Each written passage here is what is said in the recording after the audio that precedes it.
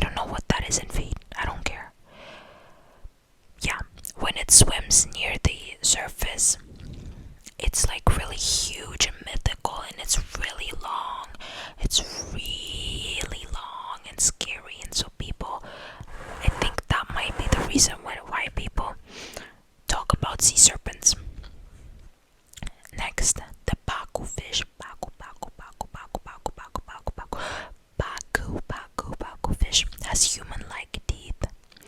It is technically a cousin of the piranha fish, and it has molar-shaped teeth that can crush nuts and fruits. Can you imagine that? Can you imagine that? Can you imagine that? Can you imagine that? And its bite strength is surprisingly really high. Like, it can really bite. It can bite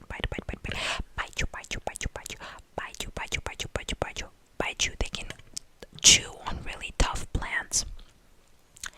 Next fact: the mud skipper walks on land using its fins. It can actually breathe through its skin. And sometimes they crawl all up in the sand, all up on the surface, and they can defend their territory on shore and climb on their fins. Next fact is about the parrotfish. The parrotfish, which produces most of the white sand on tropical beaches. Don't play. It basically, the reason why we have white sand is because those fish, they grind up coral, like my channel name, coral. They grind it up with their teeth. And also with algae and other stuff, and then they excrete it as pure sand. That's how it works. A single parrotfish can produce like up to thousands of kilograms. Okay, hundreds of kilograms. That's crazy. Did you ever know that? Next fact: pink handfish walks on the sea floor. Some fish, instead of swimming, they walk on the bottom of the ocean. They go like this, and they have hand-shaped fins. It's fins. They look like hands, kind of, and they're very rare. Nobody has ever seen them, ever. Okay, just only a few times. There's only a few sightings. Next is the cookie cutter.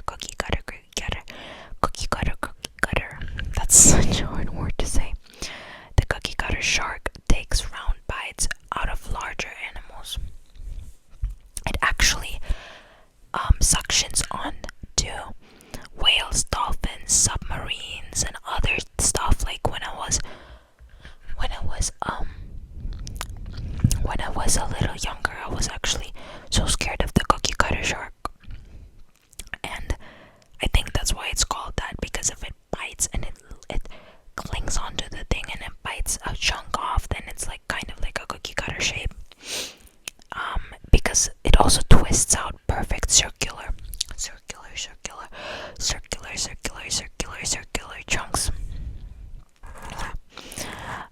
The hatchet fish can control its light to become invisible. It uses counter illumination, glowing downward with the same brightness as light from above, and that makes its outline and silhouette vanish to predators below. It adapts, kind of, and shines. I don't even know how that works, but that's cool. It makes itself invisible to the prey. To the predators down below. Next, the paddlefish has a snout packed with electroreceptors. It uses its paddle to sense plankton in murky waters. Despite looking primitive, they are highly sensitive hunters. I don't have to add much to that. Next, there is a vampire fish, also called Payara. It has fangs up to 15 centimeters long. Its two lower fangs are so big they fit holes in its skull.